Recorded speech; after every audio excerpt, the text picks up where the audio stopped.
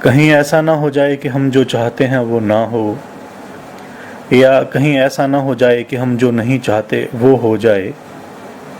ऐसा जो भाव है उसको डर या भय या खौफ कहते हैं। किसी खतरे को देखकर हमारे मन में जो भाव पैदा होता है वो डर है। आमतौर पे इंसान जब भी किसी काम में लगता है तो किसी न किसी रूप में उसकी वजह कोई ना कोई डर होती है। भयभीत हुआ इंसान मौका मिलने पर दूसरों को भी भयभीत करने की कोशिश करता है। वजीद खान सरहंद का सूबेदार अपनी हुकूमत खत्म हो जाने के डर में जी रहा था। श्री गुरु गोबिंद सिंह जी के छोटे 2 बेटों को तसीहे देकर भयभीत करने की कोशिश करना वजीद खान के अपने ही डर की नुमाइश थी। दिल्ली का मुगल हुक्मरान फरुखसियर बाबा बंदा सिंह जी बहादुर से भयभीत हुआ बैठा था। अगर वो चाहता तो बाबा बंदा सिंह बहादुर जी को मौत की सजा आम तरीके से सर कलम करके भी दी जा सकती थी, पर बाबा बंदा सिंह बहादुर जी के बहादुरी भरे कामों के कारण फरुखसियर इतना भयभीत हो चुका था, इतना खौफजदा हो चुका था कि अब वो अपने उन डर भरे दिनों का बदला बाबा जी से लेना चाहता था। भयंकर तसीहे देके बाबा बंदा सिंह बहादुर जी को धर्म से गिराने के लिए भयभीत करने की वो कोशिश करना फरुखसियर की अपनी भयभीत हुई मानसिकता से निकला था। सिखों की बढ़ती ताकत से भयभीत हुए लाहौर के उस समय के हुक्मरान ने सिखों को भयभीत करने के लिए कई बुरे काम किए। भाई मनी सिंह जी के अंग अंग काटकर शहीद करना भी सिखों को भयभीत करने की कोशिश ही था। कई लोग अपने सोने, हीरे, मोती आदि निजी संपत्ति को पर्दे में रखते हैं। इस संपत्ति की अपनी कोई भावनाएं नहीं है, ये सब संपत्ति जड़ है, चेतना रहता है। बहुत लोग औरत को भी अपनी संपत्ति से बढ़कर कुछ नहीं समझना चाहते। जैसे सोना आदि पर्दे में छुपा के रखा जाता है, वैसे ही औरतों को भी पर्दे में छुपा के रखा जाना जायज समझा जाता है। जैसे सोने की एक निश्चित कीमत है, वैसे ही ऐसे लोग औरत की भी एक निश्चित कीमत तय कर लेते हैं। निश्चित कीमत अदा करो, शादी कर लो। निश्चित कीमत अदा करो, तलाक ले लो। अगर कोई शख्सियत प्रस्त संप्रदाय, पर्सनैलिटी कल्ट औरतों को पर्दे में रखने का सख्त हिमायती है, तो इसकी स्पष्ट वजह यही है कि उसके मानने वाले मर्द शामनवादी, मेल शॉविनिस्ट औरतों की शक्ति से भयभीत हुए बैठे हैं। वे भयभीत हुए हैं कि कहीं औरत आगे आके सामाजिक, सांप्रदायिक, राजनैतिक और आर्थिक संस्थाओं पे कब्जा न कर ले। औरतों को मर्दों की नापाक नजरों से बचाने के लिए पर्दा करने की दलील देना अपने भय को छुपाने की नाकाम कोशिश है। कुछ मर्दों के भीतर छुपे उस गंदे कुत्ते का क्या करोगे जो जानवरों तक के भी बलात्कार कर डालता है? क्या व्यभिचारी मर्दों की अपवित्र नजर से बचाने के लिए जानवरों को भी पर्दे में रखना शुरू कर दोगे? कुछ संप्रदायों में औरतों पर कई किस्म की पाबंदियां उनके अपने भयभीत मन की नुमाइश है। वो डरे बैठे हैं कि कहीं औरतें आगे आकर उनकी सरदारी को खत्म ना कर दें, उनकी चौधर को खत्म ना कर दें। बहुपत्नीवाद, पॉलीगैमी पर फख्र करने वाले मर्द साम्यवादियों के लिए 5 पतियों की पत्नी द्रौपदी यानी पंचाली मजाक की पात्र है। असल बात तो यह है कि ये मर्द साम्यवादी द्रौपदी से भयभीत हुए बैठे हैं। ये वह द्रौपदी है जिसकी रक्षा प्रभु ने आप की। गुरु ग्रंथ साहिब में आता है, पंचाली को राजसभा में राम नाम सुध आई, ताको दुख हरियो करुणा में अपनी पैज बढ़ाई। द्रौपदी का कई जगह पे जिक्र है गुरु ग्रंथ साहिब में। मुकंद मनोहर लक्ष्मी नारायण, द्रौपदी लज्जा निवार उदाहरण, कमला कंत करें कंतुहल अनद विनोदी नह संगा। वस्त्र छीनत द्रौपदी रखी लाज, फनु द्रौपदी लाज रखी, हर प्रभ जी छीनत वस्त्र दीन बहु साज। राम कर कृपा लेहो उबारे, ज्यों पकर द्रौपदी दुष्टा आनी, हर हर लाज निवारे। दुःशासन की सभा द्रौपदी, अंबर लेत उबारी ले।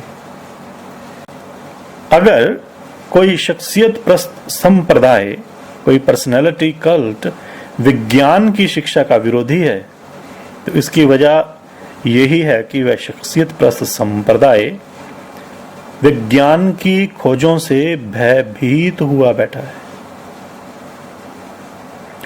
धरती चपटी होने का हास्यास्पद विचार रखने वाला कोई संप्रदाय जब विज्ञान का विरोध करता है तो सिर्फ इसलिए कि वह भयभीत है कि कहीं विज्ञान की यह खोज कि धरती चपटी नहीं बल्कि गोल है उसके संप्रदाय के झूठे विश्वास को नंगा ना कर दे। अगर धरती गोल है तो विज्ञान की बात सच है और उस संप्रदाय का विश्वास झूठा है। अपने विश्वास के झूठ सिद्ध हो जाने से भयभीत होकर ऐसे संप्रदाय के लोग विज्ञान का ही विरोध करने पे उतारू हो जाते हैं। विज्ञान का ही विरोध करने पर उतर आते हैं। वे विज्ञान की पढ़ाई कराने वाले स्कूलों को बंद करवाने की कोशिश करते हैं और इन स्कूलों में पढ़ने वाले विद्यार्थियों पर हमले करते हैं। भयभीत हुआ अज्ञानी व्यक्ति वैज्ञानिक और तार्किक सोच को कुफर और ईश निंदा ब्लास्फेमी ऐलान देता है। लोगों को भयभीत करने के लिए ही ऐसे अज्ञानी लीडर कुफ्र और ईश निंदा की सजा मौत ऐलान देते हैं। वे सोचते हैं कि मौत से भयभीत हुआ कोई भी इंसान वैज्ञानिक या तार्किक सोच का समर्थक नहीं बनेगा। संप्रदाय को छोड़ देने वाले के लिए मौत की सजा का ऐलान करना भी भयभीत हुई मानसिकता से ही निकलता है। झूठ को झूठ कहना ऐसे लोगों के लिए कुफर और ईश निंदा हो गया है। झूठ को सच कहना ऐसे अज्ञानियों में ईमान कहा जाने लगा है। आम इंसान अपनी जिंदगी में 5 प्रकार के विषयों को भोगना ही खुशी समझता है। ये 5 विषय हैं शब्द, स्पर्श, रूप, रस और गंध। साधारण इंसान के डर इन 5 विषयों के आसपास ही होते हैं। इन 5 विषयों की खुशियों के खत्म हो जाने का डर आम इंसान को हमेशा ही बना रहता है। कई साधक 5 दिव्य विषय भोगने की योग्यता प्राप्त कर लेते हैं। ये 5 दिव्य विषय हैं: दिव्य शब्द, दिव्य स्पर्श, दिव्य रूप, दिव्य रस और दिव्य गंध। जैसे साधारण इंसान 5 दुनियावी विषयों के खत्म हो जाने के डर में जीता है, उसी तरह कई साधक भी 5 दिव्य विषयों के खत्म हो जाने के भय में जीते हैं।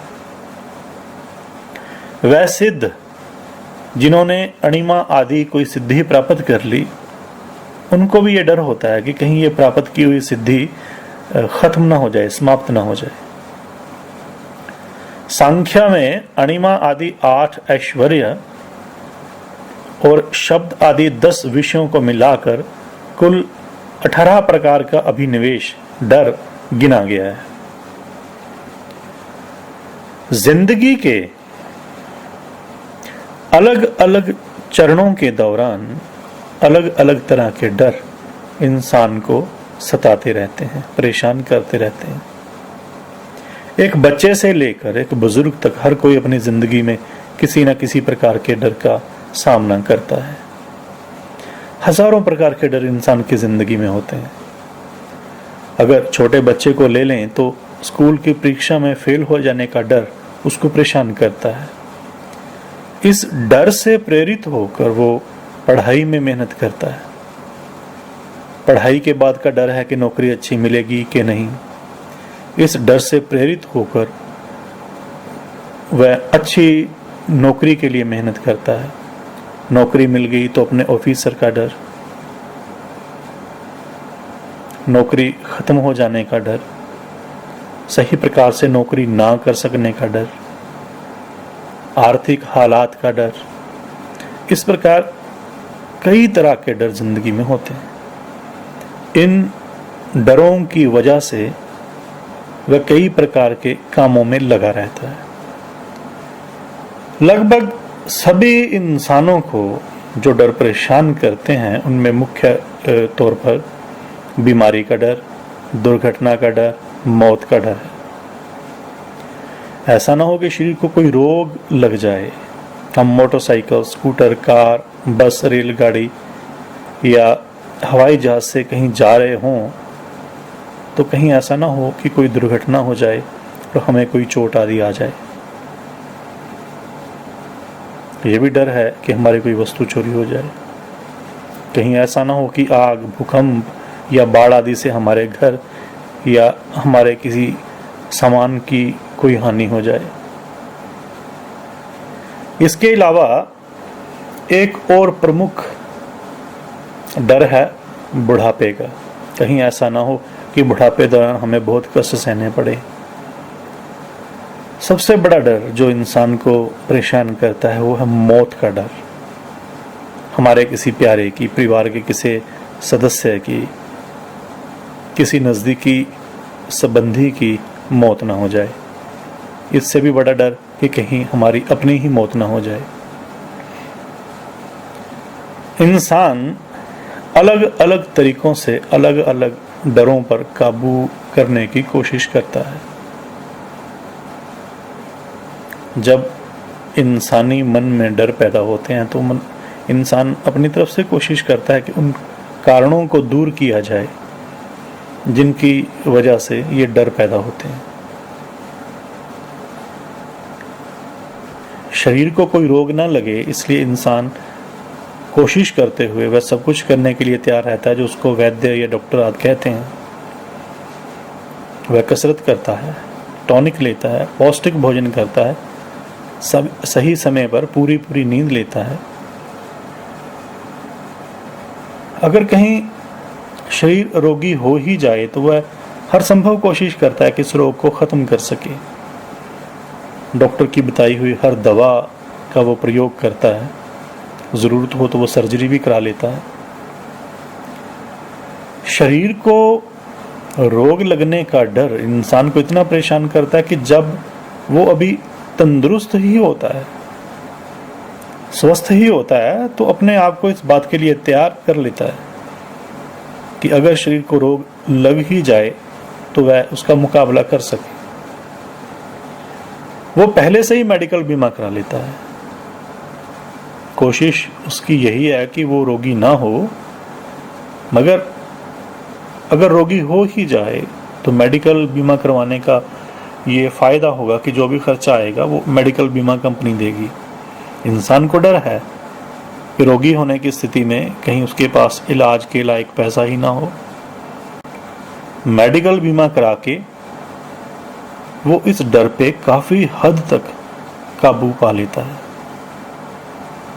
इंसान को डर है उसके सामान की चोरी ना हो जाए। चोरी के खिलाफ बीमा करवा के वो काफी हद तक इस डर पे काबू पाने की कोशिश करता है। आग, भूकंप या बाढ़ आदि से होने वाले नुकसान के डर से बचने के लिए बीमा करवा लिया जाता है। बीमा कराने से चोरी, भूकंप या आग आदि का खतरा खत्म तो नहीं होता, पर होने वाले आर्थिक नुकसान की कुछ भरपाई बीमा कंपनी की तरफ से किए जाने की उम्मीद से नुकसान के डर से कुछ हद तक छुटकारा मिल जाता है। एक भय ऐसा है जो लगभग सबको सताता है। ये भय है कि कहीं ऐसा ना हो कि मैं ना रहूं। ये मौत का डर है। देव, दैत्य, इंसान, पशु और पक्षी आदि सभी जीव मौत के डर का शिकार हैं। यह निश्चित है कि सबकी मौत होनी है, पर मरना तो कोई भी नहीं चाहता। कई लोगों ने ऐसे यत्न किए कि उनकी मौत ना हो, पर कोई भी अपने ऐसे यत्न में सफल नहीं हो सका। इंसान ने यह तो जान लिया है कि वो मौत से नहीं बच सकता, परंतु उसकी कोशिश ये है कि ये मौत ज्यादा से ज्यादा देर से आए। वह लंबी जिंदगी जीने की इच्छा रखता है। वो ऐसी कोशिश करना चाहता है कि मौत को ज्यादा से ज्यादा देर दूर रखा जा सके। अति आधुनिक medical science, bullet proof jackets, bullet proof गाड़ियां और अंग रक्षक आदि मौत से बचाव करने के लिए ही है। इंसान की कोशिश मौत को ज्यादा से ज्यादा धोखा देने की। मौत के बारे में बहुत विचार करने के बाद मनुष्य जब ये समझ जाता है कि मौत से बचा नहीं जा सकता, तो वो मौत से भी आगे की सोचने के लिए मजबूर हो जाता है। मौत से डरा हुआ इंसान अब सोचता है कि क्या मौत के साथ ही जीवन खत्म हो जाता है, या क्या मौत के बाद भी कोई और जीवन है। मौत जितना इंसान को भयभीत करती है, उससे ज्यादा भयभीत वह मौत के बाद के जीवन के बारे में सोच के होता है। उसके सामने भय का एक विशाल और भयानक समुद्र पड़ा है। अब वह जानना चाहता है ऐसा कौन सा उपाय है, ऐसा कौन सा साधन है, ऐसा कौन सा तरीका है जिससे भय का यह समुद्र पार किया जा सके। वो ऐसा तरीका ढूंढना चाहता है जिससे उसके मन की शंका, उसके मन के डर खत्म हो जाएं। अब मैं कौन उपाय करूं, जह विध मन को संसा चूकै भवनिध पार भरूं। इस जीवन के अंत के बारे में वो जान ही गया है। इस जीवन का अंत है मौत, पर मौत के बाद के जीवन का भी कोई अंत है, या वो जीवन अंतहीन है। दुख क्या है, सुख क्या है, क्या मौत के बाद के जीवन में भी दुख और सुख हैं? मौत के बाद के जीवन में दुख से बचने के लिए क्या किया जाए? मौत के बाद के जीवन में सुखी होने के लिए क्या कोशिश की जाए? इस जीवन में किए गए अपने व्यवहार को याद करके विचारशील इंसान ये महसूस करता है कि अपने जीवन में उसने वो अच्छे काम नहीं किए जो उसे करने चाहिए थे। क्या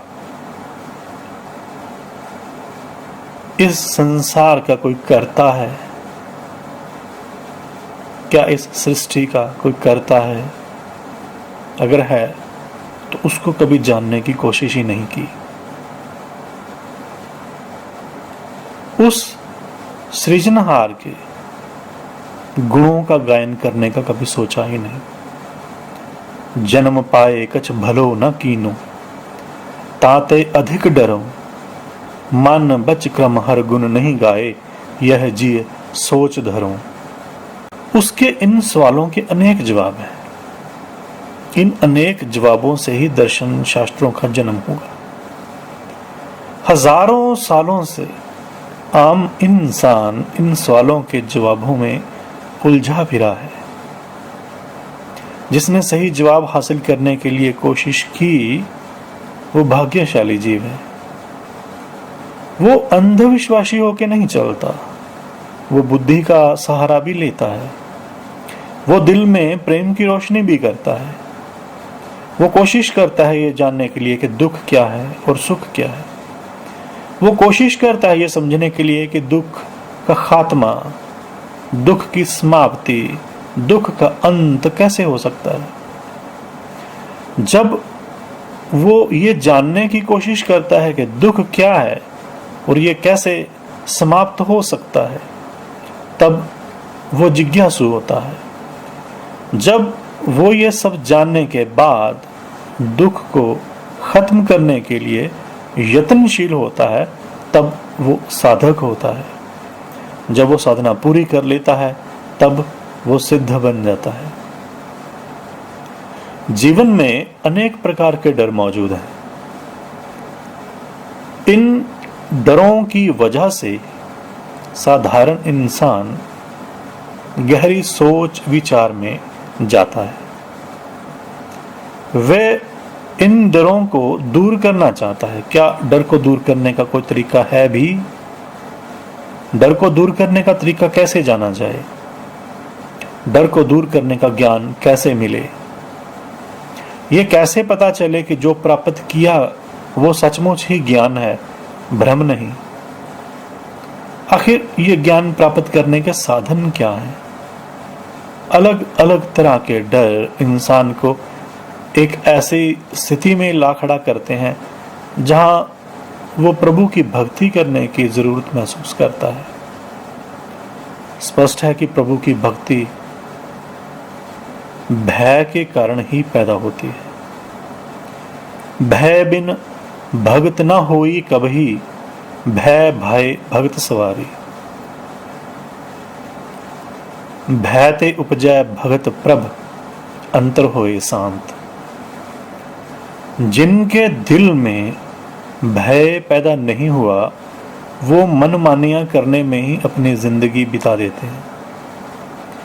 वो ये जानने के लिए कोशिश नहीं करते कि वे इस दुनिया में किस मकसद के लिए आए और ये मकसद किस तरह पूरा किया जा सकता है।